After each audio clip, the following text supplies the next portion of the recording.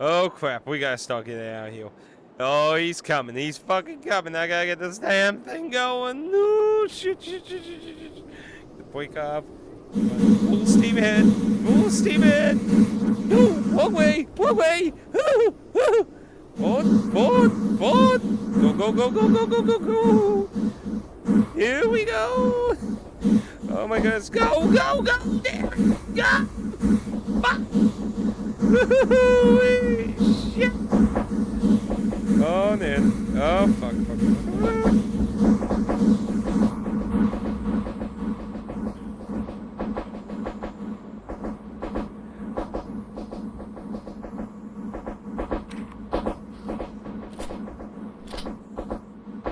Gotta do this old-fashioned way. Get fucked.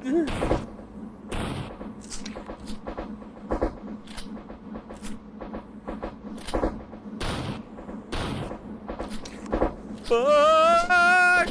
I hope you are Thomas the Train Engine fan, because now it's time to play the Five Nights at Freddy's equivalent, Choo-Choo Charles. Except it doesn't play anything like Five Nights at Freddy's, or Resident Evil 4, or anything remotely like in a traditional survival horror game. But what Choo-Choo Charles does bring is a wacky, interesting idea it brings to the table. So, Choo-Choo Charles is a survival game where you're trapped on an island with your only line of defense being stealth and a giant train. When you're on foot, you have only stealth and hiding in fucking buildings.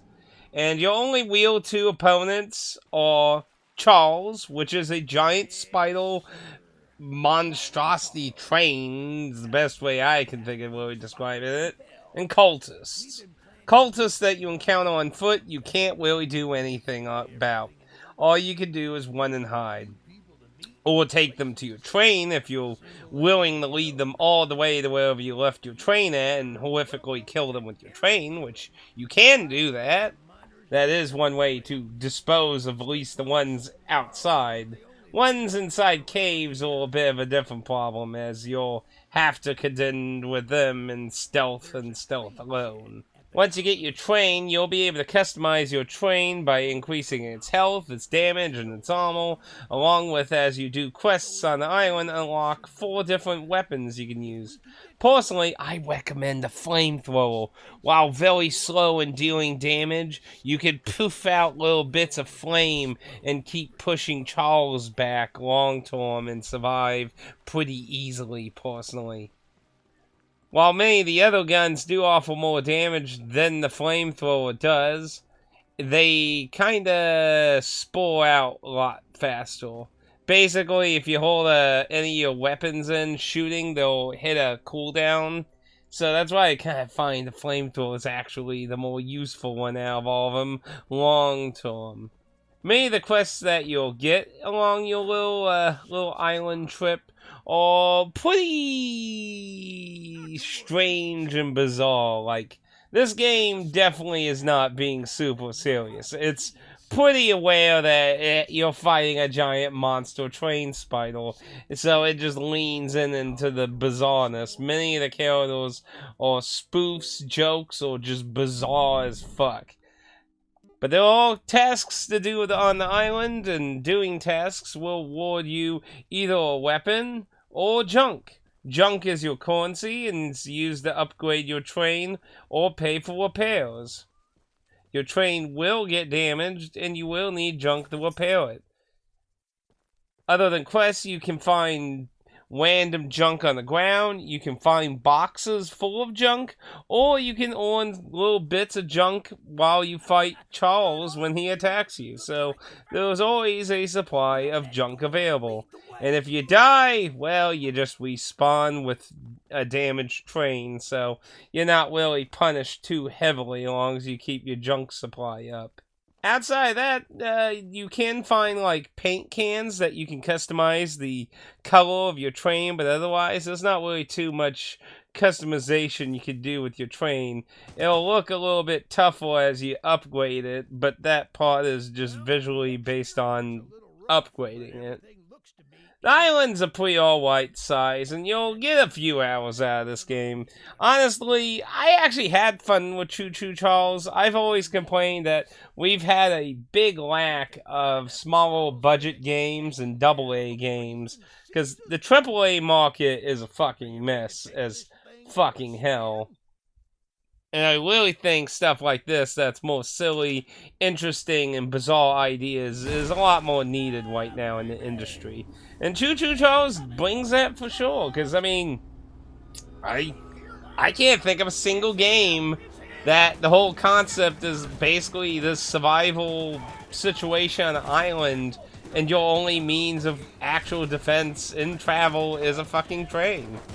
So you're kind of stuck to the train track for long distance travel, and then you have to abandon your train to travel inward into areas that don't have tracks to do quests, find killers, and sequence, and some of the storyline you need to do.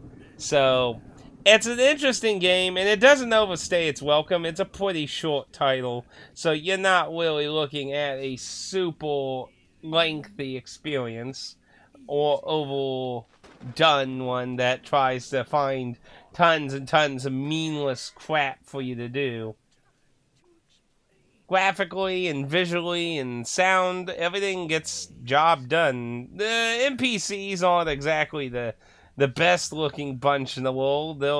They have a little bit of a budget, especially one Pacific guy, but otherwise they all get the job done. I actually like the way the train's done. It's both simplistic and really nicely done. And plus you even have a little thing to go choo-choo on. Choo-choo if that. But, you know, the train simply just goes forward, backwards, or you can completely stop it at that, so you don't have a ton of crazy options. Honestly, I can recommend Choo-Choo Charles to go check out and that, but I do have to say the price is what you want to look at. So, the game is available on PS5 physically, and you also get it on computer. It's available on PS5, PS4, Nintendo Switch, Xbox One, PC, and on the series. So it's available on everything. If you want physically, though, as far as I know, it's only available on PS5 physically. And the physical build, the only real problem I had in the game is there were 2 times I found junk I couldn't pick up, and that's it really.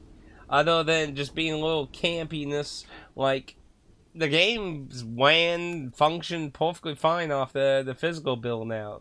Now, the price point is what I would say is going to be the trickier spot. While I definitely recommend trying the game if you're looking for something different, bizarre, or an interesting twist on a different kind of survival situation versus the normal, oh, we're stuck in a mansion, we need to fight a bajillion zombies situation.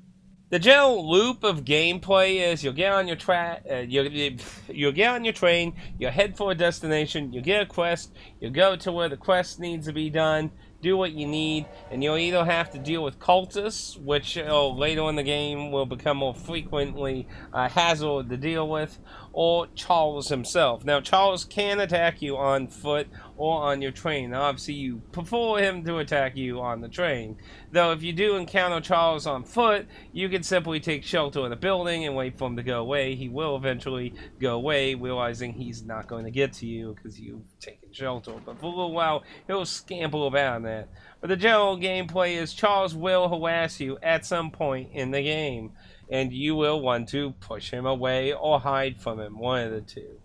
And he will retreat after taking so much damage or being incapable of getting to you. And you'll have to keep this in mind as you traverse the island. So, I'd say my biggest issue with the game is the fact when you're on foot, you're just completely defenseless. So, if you're literally just roaming the forest or flatland for a sequence or a quest or something and Charles comes around, you're just dead. You have nothing you can do other than hope you can get to your train, which is not going to happen unless your train is actually nearby, because Charles is fast, and he's way faster than you. So you're just pretty screwed if he catches you, and you just respawn and continue from where you are. So That's really my only gripe with the game. I feel like they should have tried to add some way to counter or deflect Charles on foot. Not necessarily completely like destroy him, but like something you could do to confuse him, throw him off, something. I don't have the perfect answer, but yeah, it just feels like you just, well, Charles is coming. There's no building nearby. My train's way far away. Well, I guess I die. Again, death doesn't carry a huge penalty, as you just simply revive and your train will likely take damage in that. So, not a big loss, but yeah, it just feels kind of like a if you wander off too far from your train. So, digitally, the game is available for $19.99. If you're looking at for physically, you're looking at $29.99 as its max price. Now, I bought my copy on sale at Best Buy. I had a Best Buy $10 coupon thingy, and the game was partially on sale, so I essentially got the game for $10 with free shipping, which is a very good price in my opinion. I feel like $10-15 is an okay price. $20 is like max. $30 to $29.99 feels a little bit overpriced for the physical version, to be honest.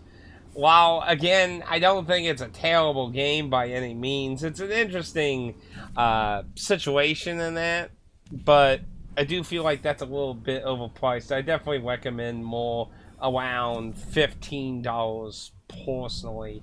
I think $19.99 would have been a vastly better price for the physical. As I say, that is the standard budget physical edition price, and I feel like it's a little bit of to not have done that personally. Again, that's just personally, but this is a good physical build, so it definitely got that going for it. So that's just my recommendation on the price, but I definitely recommend checking out the game. But yeah, other than the higher price on the physical copy of the game, I think it's definitely something worth checking out. I thought it was interesting. I had fun. I really miss bizarro games like this, and usually indie is where you see these games most of the time. You don't see them very often in the big studio company kind of space. You know, we've talked about this kind of thing, especially with like Sony closing their Japan studio.